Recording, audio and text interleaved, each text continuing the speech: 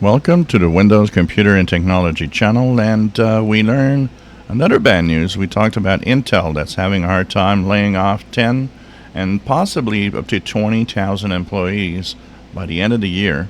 Microsoft is going to have layoffs in July. So they already had some cuts in June, May, and early June, which were a little, people question why this happened as the company is going well and it continues to have great revenue. But still, another round of cuts is coming. So, what many experts are saying is that the AI search, the AI part of Microsoft, is costing such a high amount of money that they are going to lay off people to offset the amount of money that they're losing. Or not losing necessarily, but let's say spending, although a lot of it is losing. But that AI that they're spending there is definitely, you need money somewhere, and you're going to go and get it by laying off people, unfortunately.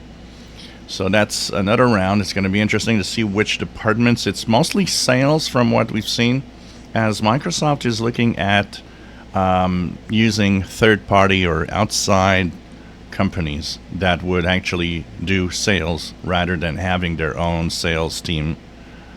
So we'll see if that works out. And unfortunately, that's another bad news in the tech.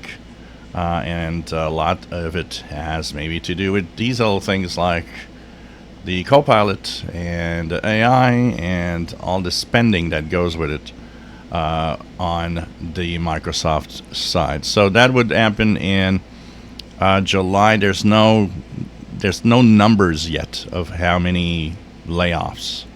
The last one were 300 and some people.